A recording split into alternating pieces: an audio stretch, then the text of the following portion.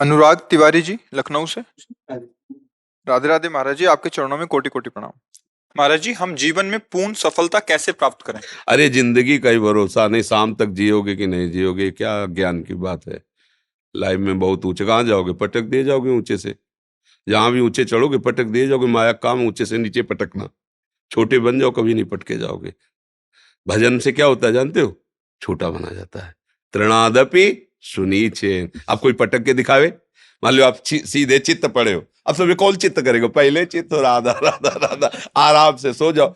अब तो तुम्हारी इच्छा है कि हम ऊंची पर चढ़े, तो फिर बहुत अच्छी पकड़ होनी चाहिए। नहीं फिसल गए तो गिरोगे, हड्डी हड्डी टूट जाएगी। ये ऊंचाई की चाह ही मतलब उसको नष्ट कर देती है। और दैन्य होकर भगवान का भजन करते रहो, वो जहां पहुंचा देंगे वहां से गिरने का चांस नहीं होगा। समझ रहे हो ना? हाँ, यही तो माया का खेल है। वो सबसे बड़ा बनना चाहता है, हर क्षेत्र में बड़ा बनना चाहता है। ये दोष भी नहीं, क्योंकि बहुत बड़े का बच्चा है ना, बड़े का भगवान का बच्चा है ना, तो भगवान सबसे बड़े है ना, वो सबसे बड़ा बनना चाहता है। पर इस मार्ग में बड़ा बना जाता है सबसे छोटे बन के। जो जितना छोटा बन गया उतना ही बड़ा बन गया। मतलब सच्ची बात समझो। आप अपने को छोटा समझकर अपने को सबसे, तो आप देखोगे सबके पूज्य बन जाओगे। और जब सबसे बड़ा कर तो क्या है, इसमें गलती क्या होती? हमारा अहंकार पुष्ट होता है। वो अहंकार का काम है नाश करना, पतन करना। ये बड़ा कष्टदायक अहंकार है। तो हम लोग समझ नहीं पाते, दुश्मन को सपोर्ट करते हैं, वही हमें मार देता है। दैन्य होने से क्या है, अहंकार नष्ट होता है। और जहां अहंकार नष्ट हुआ तो भगवान की कृपा का पात्र बन गया, फिर सर्वमंगल हो जाता है। बात ऐसी है बच्चा। भगवान से ये प्रार्थना करो कि आप जैसा भी बनाओ, जो भी बनाओ, आप अपना बना लो। सबसे बड़ा पद है भगवान का दासत्व। हम किसके हैं? भगवान के हैं। तो माया किनके? भगवान के। तो जो अंग रक्षक खड़े होते हैं वो सब चेक वाले खड़े होते हैं। सरकारी तो है ना, और सरकारी बिल्ला लगा हो, वो सलूट मारेगा। चेकिंग की जरूरत नहीं है। उसके साथ जो है उसकी भी चेकिंग की जरूरत नहीं। वो एक, बस इतना कहने की जरूरत है। ये बात है। हाँ, पर उसका जहां जिससे मिलने जा रहा है, अंगरक्षक को पता है कि हाँ बहुत मिलता जुलता बैठता है, तब कहने मात्र से नहीं होगा।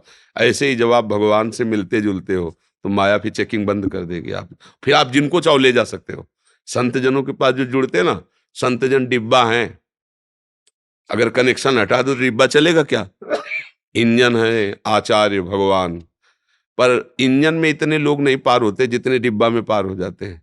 इंजन में दो चार लोग बैठते होंगे और डिब्बा में सैकड़ों बैठते हैं, और पावर डिब्बा में बिल्कुल कुछ नहीं है। अगर कनेक्शन इंजन से कर तो वही खड़ा रहेगा, नहीं खड़ा रहे। लेकिन इंजन से ज्यादा लोगों को वो यात्रा तय कराता है डिब्बा। और डिब्बा का प्रधान कार्य क्या होता है? इंजन से कनेक्शन बनाए रखना। इंजन है भगवान और हम सब है डिब्बा, है ना। और जब उनसे कनेक्शन है तो पार हो गए। अगर उनसे कनेक्शन नहीं तो वहीं खड़े रहोगे, जहां से कनेक्शन हटा वहीं खड़े हो। तो अब हम लोग लौकिक उन्नति की तरफ दृष्टि रखते हैं। तो लौकिक उन्नति का परिणाम अंतिम बताओ। अंतिम परिणाम लौकिक उन्नति। सिकंदर जैसा बादशाह जब जा रहा था तो उसने यही कहा था, जब शरीर पूरा हो तो मेरे हाथ ऐसे खोल देना। कि इतना पराक्रमी, इतना सब कुछ समेटने वाला, आज खाली हाथ जा रहा है, कुछ नहीं है उसके पास। मतलब बादशाह था, सिकंदर नाम से लोग थर्राते थे। वो ऐसे चला। इससे ज्यादा उन्नति तो रावण जब चलता था ना तो धरती कांपती थी। चलत दसानल डोलत अवली। और उसकी खोपड़ियों में जैसे फुटबॉल में लात मारा जाता है ना, बंदर ऐसे लात मारते थे। तब मंदोदरी जी ने कहा, राम विमुख अस हाल तुम्हारा, रहा न कोकुल रोवन। तेरी छाती पे बैठ के आंसू गिराने वाला नहीं रह गया कोई। क्यों ऐसा हाल तेरा? इसलिए हुआ कि तू भगवान से विमुख था। तो भगवान से विमुख होने पर तो कोई भी उन्नति, उसका परिणाम क्या है? अगर हम भगवान के हैं तो हमारी बहुत बड़ी उन्नति क्या है? ये जीवन जैसे बने वैसे कटेगा, लेकिन अंत में हम भगवान के पास जाएंगे, अपने प्रभु से मिलेंगे, हमारा जन्म मरण छूट जाएगा, सदा सदा के लिए परमानंद में। और इसी जन्म में उसका लाभ देखने को मिलता है। एक बेपरवाही आती है, एक मस्ती आती है, एक भरोसा होता है। बहुत बड़े भगवान हमारे साथ है ना, उनका हम नाम जप करते हैं, उनके भरोसे पे है। और आज तक भगवान ने कभी किसी का भरोसा नहीं तोड़ा। आश्चर्य में उसके जीवन में घटनाएं घटने लगती जो भगवान का भरोसा कर लेता है। एक बार भाई जी महाराज गीता वाटिका में थे, तो तत्काल एक तार आया। गांधी जी के परिकर के उनके भतीजे आज सब वो गोरखपुर से निकल रहे थे, वो भूखे थे। तो उन्होंने भाई जी को तार से सूचना दी कि कुछ ही समय में हम स्टेशन पर पहुंचने वाले हैं, यदि हमारी भोजन व्यवस्था हो जाए तो हम मतलब अच्छा हो। भाई जी के पास तार पर भाई जी ने कहा कि 2500 लोगों का भोजन तत्काल, और भाई जी बड़े अकिंचन भाव से रहते थे, कैसे हो सकता, मतलब कैसे हो सकता है, तुरंत कोई ऐसा तो नहीं जादू करे। तो उनका जिनके भरोसे उन्होंने तार भेजा वही व्यवस्था करेंगे। चर्चा हो रही थी कि एक खड़खड़ा में सब बड़े बड़े पात्रों में खीर पुआ सब लदा हुआ आया।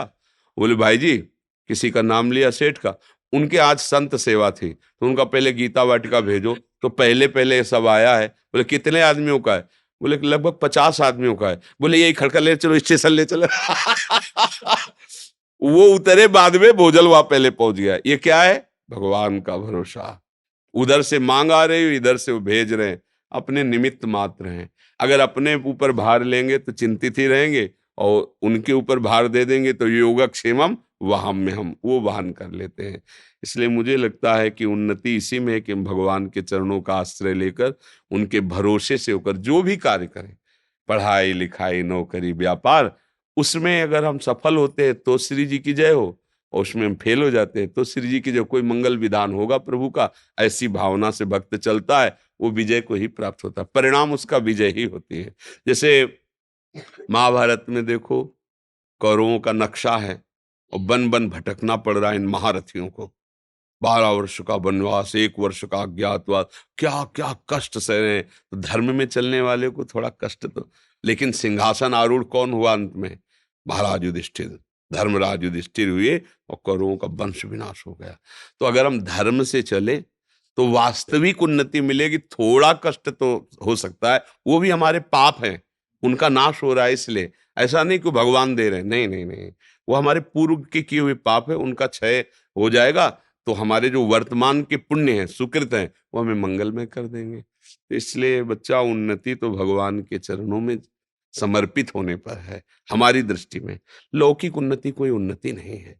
यदि भगवान से सत्यता में हमारा जुड़ाव हो गया है तो कोई जाने न जाने, विश्वात्मा भगवान तो जान रहे हैं ना। अगर भगवान से संबंध नहीं, संसार सब जान रहा है, तो इसकी ऐसी दशा है, ये 1 मिनट सिंहासन में रख के आपको पूजेगा, दूसरे मिनट नाली में फेंक देगा। संसार का स्वरूप है? उसकी तो दृष्टि है नहीं, वो जैसा सुनता है, जैसा देखता है, वैसे ही करता है। तो वास्तविक है कि हम भगवान की शरण में वो उन्नति जब देंगे, वो स्थायी होगी। तो हमें लगता है भगवान का भजन ही सबसे बड़ी उन्नति है।